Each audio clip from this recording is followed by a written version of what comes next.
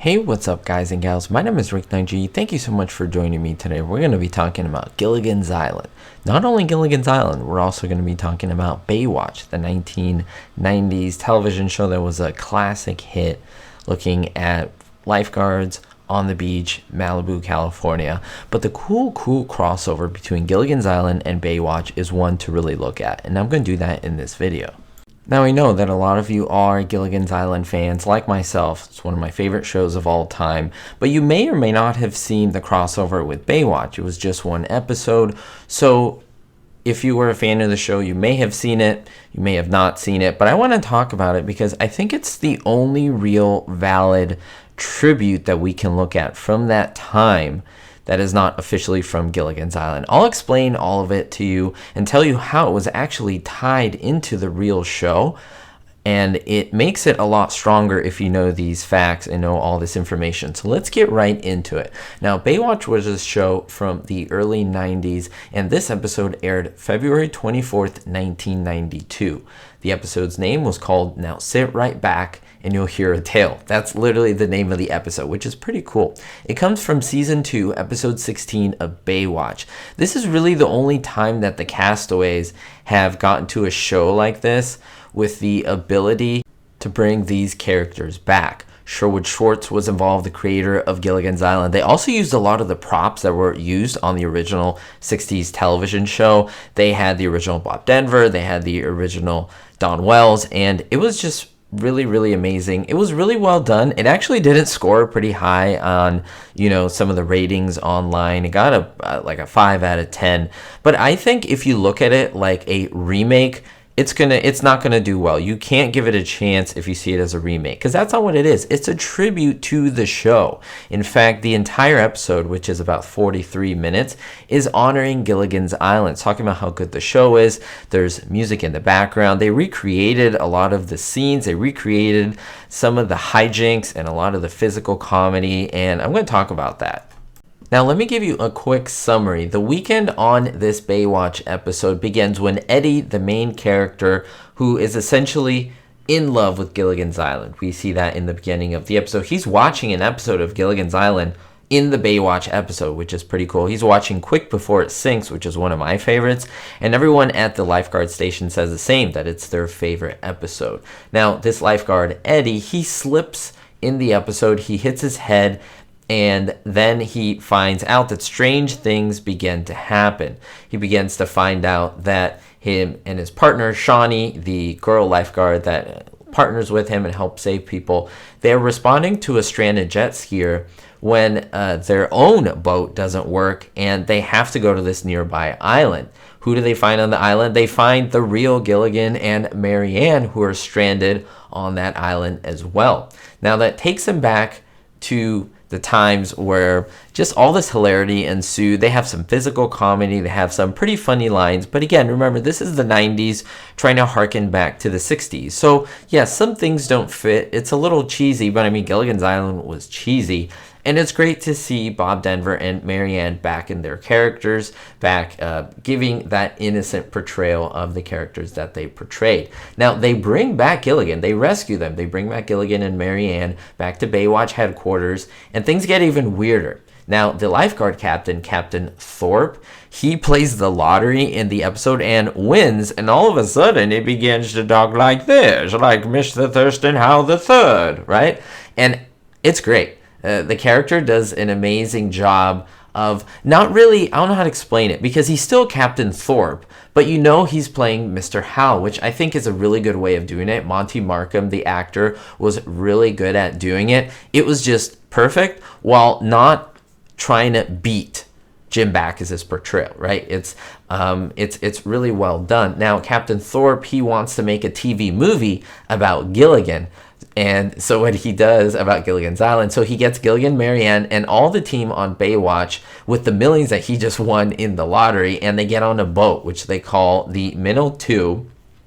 And while they're taking the boat out to to show it to everyone. The two castaways as well. There's a big storm, and Eddie, who's the original guy who hits his head, Shawnee is now dressed like Ginger. She takes on the character of Ginger. Gilligan is Gilligan, Marianne's Marianne, but they don't have a professor, and Harvey, one of the lifeguards, he just talks a bit sophisticated, and he actually looks a lot like Russell Johnson. He's actually a little stiff in his portrayal, I have to say that. I wasn't too fond of it, but I did like how much he looked like Russell Johnson. It was actually mind-blowing. In some scenes, I thought he absolutely looked exactly like him. And Captain Thorpe, he plays a quote-unquote millionaire. There's actually no millionaire's wife. There's actually Eddie with another Gilligan sailor's cap, and they call him the first mate, Eddie. And so he kind of takes the place of the millionaire's wife. There's no real place for her in the story, so it actually works out pretty well. You don't really miss the Mrs. Howell character, unfortunately. You just don't. And Garner is amazing as Skipper. Now, this is an African-American actor, Gregory Allen Williams. He is amazing, I think, as the skipper. He does a lot of the mannerisms. Even I noticed how he gets into the bunk beds, the hammocks.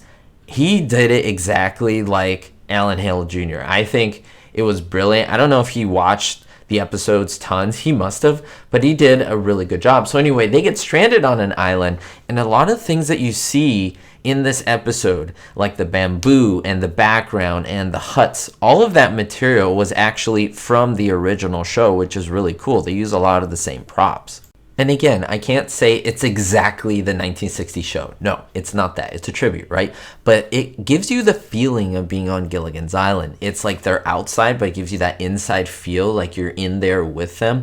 And the way they did that, as I mentioned, was the original set was used in the fabrication of the new sets under the direction of Sherwood Schwartz. He made sure that everything was in line with what his vision was on the original show. He was the creator and executive producer, and some of the palm trees, the bamboo huts, the contraptions, those were used as well. Now, the lighting, wardrobe, and style of photography were also in tune to the original series. A lot of the static camera shots, a lot of the moving shots, a lot of how you had the actors was pretty much exactly on the show. So these are subtle things that make it just enjoyable, kind of like you're on Gilligan's Island. Again, they're different people, but it still works. It worked for me, and I actually liked it. It worked out pretty well. Now, you not only had Sherwood Schwartz, you had his nephew, Doug Schwartz, and his son, Sherwood Schwartz's son, Lloyd Schwartz. And Doug was the director of the Baywatch episode and co-executive producer of Baywatch. He served as the dialogue coach on Gilligan's Island. And Lloyd, the son of Sherwood Schwartz, he wrote the episode and also was a writer on Gilligan's Island. So you can see these people that were big then were on this show, and that's why it makes it so unique. If you would do that today, all those people aren't around. You wouldn't be able to get most of the castaways. And so this was the best shot at kind of doing a one-off in joining two shows together. As they finally are on the island and they're stranded, they're able to make a boat. I think it's like the Minnow 3. It's like a 1 horsepower motor. Again, the show makes fun of itself. There's even a scene where Gilligan says that he loves Marianne or whatever, and they're going to get married by the skipper.